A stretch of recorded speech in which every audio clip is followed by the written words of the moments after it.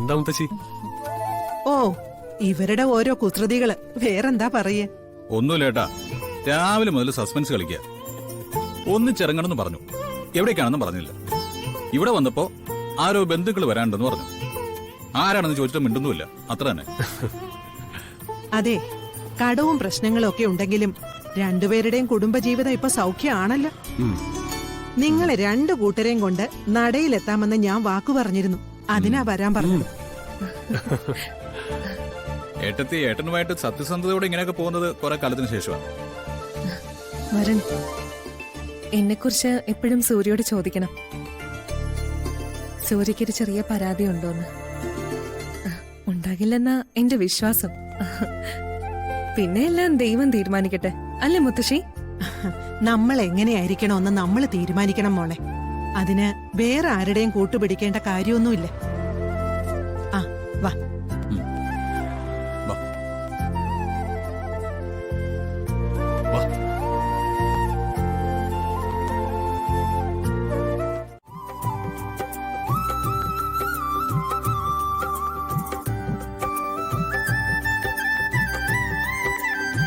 ഇനി 4 പേരും ഇവിടെ ഒന്ന് വലം വെക്കുക.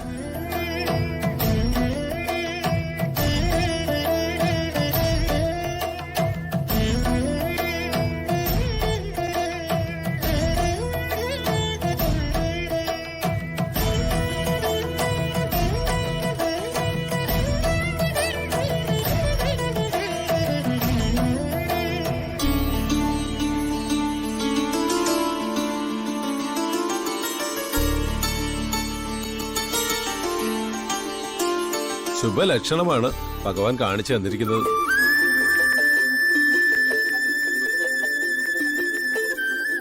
ആഗ്രഹം സഫലമാവാൻ ഏറെ നാൾ എടുക്കില്ലെന്ന് തോന്നുന്നു.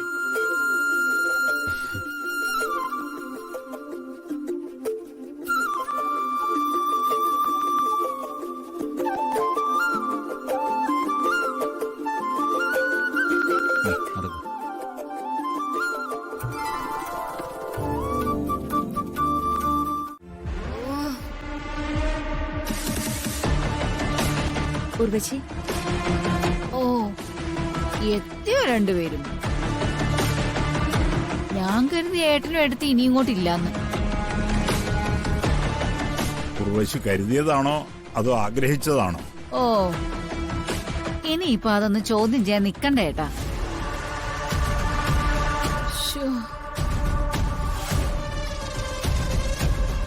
അയ്യോ, ഇതെന്തു പറ്റി?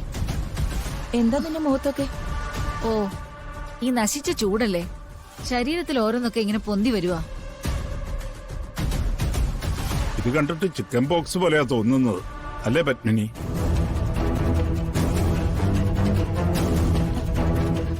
എന്താ ഈ നോക്കുന്നത്?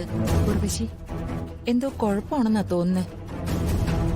എന്തായാലും നീ എല്ലായിടത്തും ഇങ്ങനെ നടക്കണ്ട, മുറിയിലെങ്ങാനും പോയി ഇരുന്നാ മതി. ഏട്ടത്തി, ഇത്രയും നാളും നിങ്ങൾ രണ്ടുപേരും ഇവിടെ ഇല്ലായിരുന്നു. വന്ന ഉടനെ തന്നെ എന്നെ പേടിപ്പിക്കാൻ നോക്കുവാണോ? എനിക്ക് ഒരു അസുഖമില്ല.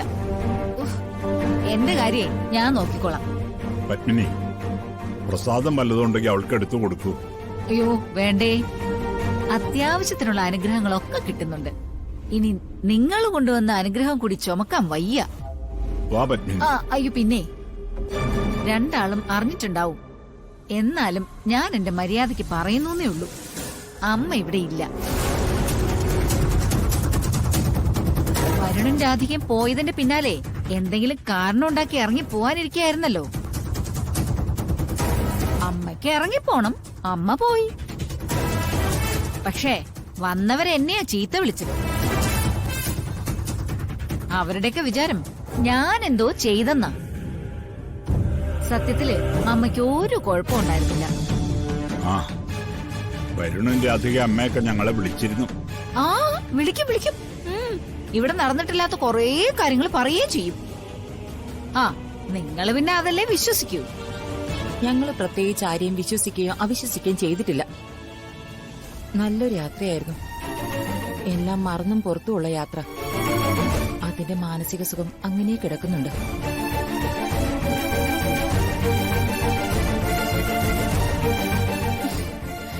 ഇതെന്തിനാണോ തിരിച്ചിടുന്നത്? ഇവൾക്ക് അവിടെ വെച്ച് എന്തെങ്കിലും പറ്റണേന്ന് പ്രാർത്ഥിച്ചതാ. അവിടെ വെച്ച് വഴുതിട്ട് എവിടെയെങ്കിലും പോവെങ്കിലും ചെയ്യായിരുന്നു. കഷ്ടം തന്നെ.